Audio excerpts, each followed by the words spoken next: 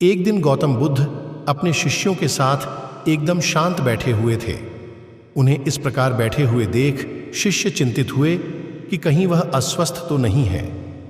एक शिष्य ने उनसे पूछा कि आज वह मौन क्यों बैठे हैं, क्या शिष्यों से कोई गलती हो गई है? इसी बीच एक अन्य शिष्य ने पूछा कि क्या वह अस्वस्थ हैं, पर बुद्ध मौन रहे।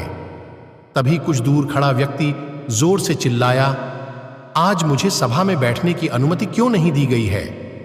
बुद्ध आंखें बंद करके ध्यान मग्न हो गए। वह व्यक्ति फिर से चिल्लाया, मुझे प्रवेश की अनुमति क्यों नहीं मिली? इसी बीच एक उदार शिष्य ने उसका पक्ष लेते हुए कहा कि उसे सभा में आने की अनुमति प्रदान की जाए। बुद्ध ने आंखें खोलीं और बोले, नहीं, वह अछूत है, उसे आज्ञा नहीं दी जा सकती। यह सुनकर शिष्यों को बड़ा आश्चर्य हुआ। बुद्ध उनके मन का भाव समझ गए और बोले, हां, वह अछूत है। इस पर कई शिष्य बोले, हमारे आश्रम में जात पात का कोई भेद ही नहीं, फिर वह अछूत कैसे हो गया? तब बुद्ध ने समझाया, आज वह क्रोधित होकर आया है।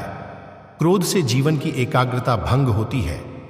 क्रोधी व्यक्ति प्राय मानसिक हिंसा कर बैठता है, इसलिए जब तक वह क्रोध में रहता है तब तक अछूत होता है। इसलिए उसे कुछ समय एकांत में खड़े रहना चाहिए। क्रोधित शिष्य भी बुद्ध की बातें सुन रहा था। पश्चाताप की अग्नि में तपकर वह समझ चुका था कि अहिंसा ही मनुष्य का महान कर्तव्य व परम धर्म है। वह बुद्ध के चरणों में गिर पड़ा और कभी क्रोध न करने का प्रण लिया। शिक्षा आशय यह है कि क्रोध के कारण व्यक्ति अनर्थ कर बैठता है और पश्चाताप उसे बाद में होता है, जिसका कोई लाभ नहीं मिलता। इसलिए हमें क्रोध नहीं करना चाहिए। असल मायने में क्रोधित व्यक्ति अछूत हो जाता है और उसे अकेला छोड़ देना चाहिए।